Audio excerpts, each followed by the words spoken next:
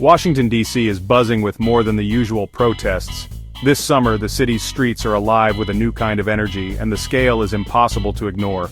There's a new surge, and it's not just grassroots. The faces in the crowd are more varied, the signs more polished, and the organization behind the scenes is unmistakable.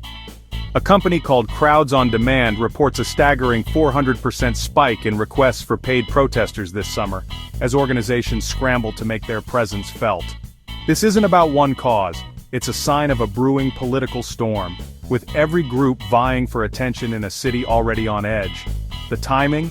It all kicked off right after President Trump's major announcement, shaking up the city's power structure and sending shockwaves through every political circle. Groups are scrambling to make their voices heard, by any means necessary, even if it means hiring demonstrators to fill the ranks and amplify their message.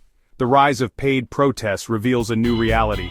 Activism in D.C. is becoming a business, with money and influence shaping the narrative as much as passion or conviction. Who's behind these crowds, and what do they want lawmakers to see? The motivations are as complex as the city itself, with every demonstration carefully crafted for maximum impact. The authenticity of these demonstrations is now in question. Are these real movements or just well-funded performances designed to sway public opinion and media coverage? The battle for public opinion is being fought on the streets and on the payroll. Every chant, every sign, every headline is part of a larger strategy. In D.C., the line between genuine protest and political theater has never been blurrier, leaving citizens and lawmakers alike questioning what's real. The stakes? Nothing less than the future of American democracy, as the nation watches to see who will shape the narrative and who will ultimately be heard. The spark? A single moment can ignite sweeping change, and in this case, it's a decision that's sending shockwaves through the nation's capital. On August 11th, President Trump made a stunning announcement. The federal government would assume direct control of Washington, D.C.'s police force, a move not seen in modern American history. Overnight, the city's main law enforcement agency was placed under federal authority. National Guard troops and federal officers now patrol the streets, their presence impossible to ignore. The official justification?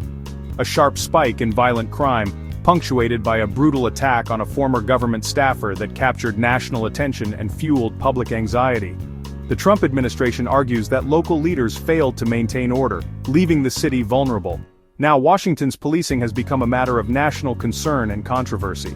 For D.C. residents, this is about more than just crime statistics. It's about the loss of local control, the fear of outside intervention, and the uncertainty of what comes next for their city. The federal takeover has ignited fierce opposition and waves of protest.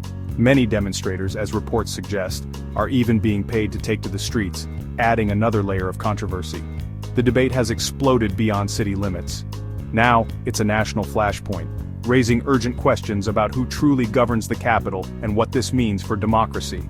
Washington, D.C. has become the stage for a high-stakes power struggle, with the whole country watching to see what happens next. At the center of this growing surge is Crowds on Demand, a company that's become synonymous with the paid protest industry. The company is led by CEO Adam Swart, who has made a name for himself in this controversial business. Swart says high-stakes politics always boost business, but this year, most clients want to oppose Trump's takeover of the Republican Party. These aren't just bodies in a crowd, they're a visual message, a living symbol of resistance to federal power. Swart claims paid participation is the norm in D.C.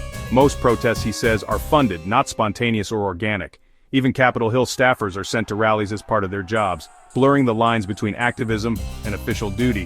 What looks like grassroots outrage is often a carefully managed and orchestrated campaign. The recent spike in paid protests just makes the machinery behind these events more visible than ever. In D.C., showing up is more than a statement, it's part of the political game. The recent federal takeover has ignited a fierce and passionate debate about who should ultimately control D.C.'s police force and public safety decisions. Supporters of the move argue that the city's leaders failed to keep people safe, and that federal intervention is not just justified but absolutely necessary to restore order and protect citizens.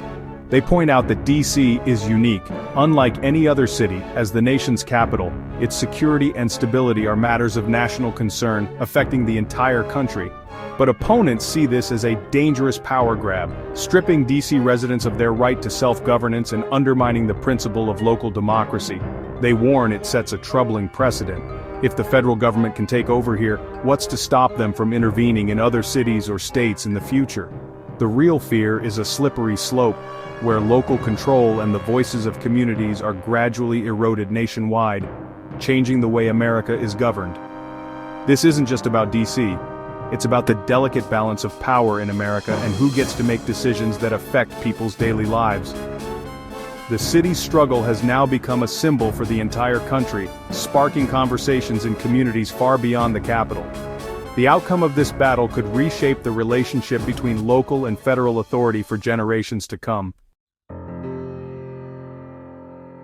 D.C. stands at a crossroads. Who should control its safety, local leaders or the federal government?